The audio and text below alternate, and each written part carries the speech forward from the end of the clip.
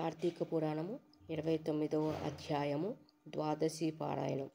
అత్రి మహాముని అగస్త్యుల వారితో ఈ విధముగా సుదర్శన చక్రము అంబరీషునకు అభయమిచ్చి ఉభయలను రక్షించి భక్తకోటికి దర్శనమిచ్చి అంతర్ధానమైన వైనము చెప్పి తిరిగి ఇట్లు చెప్పడం ప్రారంభించను.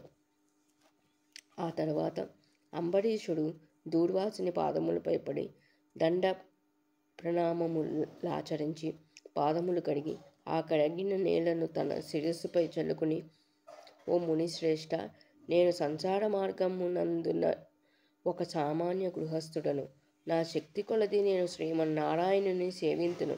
ద్వాదశి వ్రతము చేసుకొనుచు ప్రజలకు ఎట్టి కీడు రాకుండా ధర్మవర్తనుడై రాజ్యమేలుచున్నాను.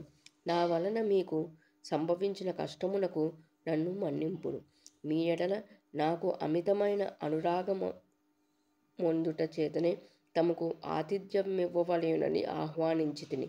కాన నా ఆతిథ్యమును స్వీకరించి నన్నును నా వంశమును పావనము చేసి కృతార్థుడిని చేయుడు మీకు దయార్థ హృదయములు.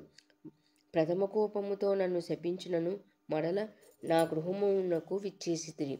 నేను ధన్యుడనైతిని. మీ రాక వలన శ్రీ మహావిష్ణువు యొక్క సుదర్శనమును చూచు భాగ్యము నాకు కలిగినది. అందులకు నేను మీ ఉపకారమును మరువలేకున్నాను.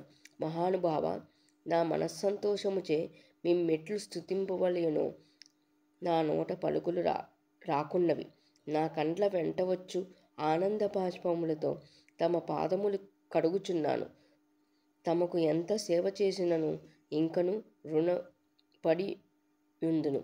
కాన ఓ పుణ్యపురుష, నాకు మరల నరజన్మ రాకుండా ఉండేటట్లును సదా మీతోటి మునిశ్రేష్ఠుల యందును ఆ శ్రీమన్నారాయణుని యందును మనస్సు గలవాడనై ఉండునట్లును నన్ను ఆశీర్వదించుమని ప్రార్థించి సహపంక్తి భోజనమునకు దయచేయుమని ఆహ్వానించను.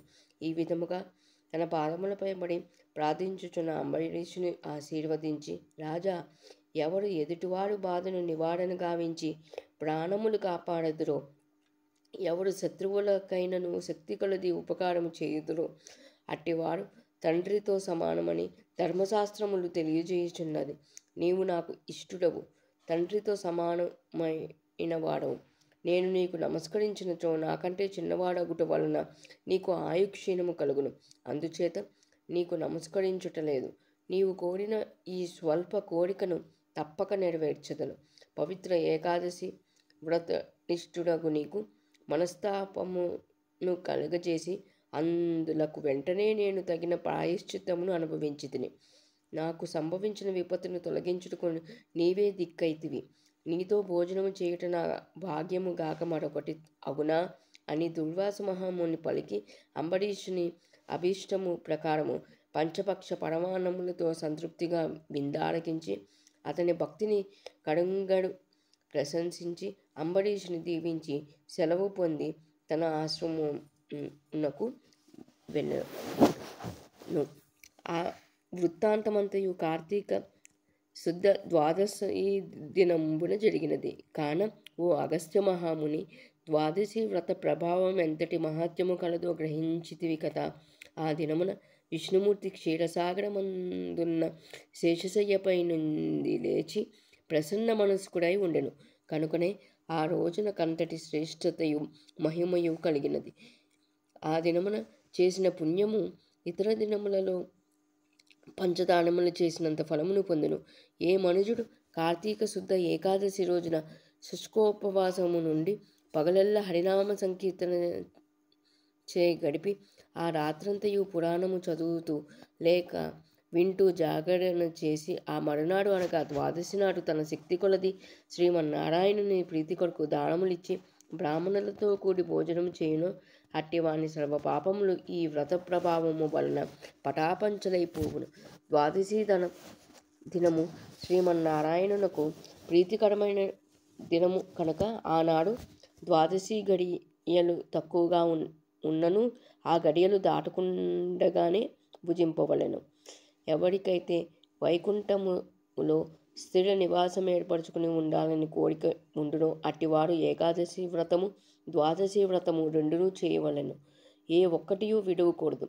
శ్రీవారికి ప్రీతికరము మగు కార్తీక శుద్ధ ఏకాదశి ద్వాదశి అన్ని విధముల శ్రేయస్కరమైనది.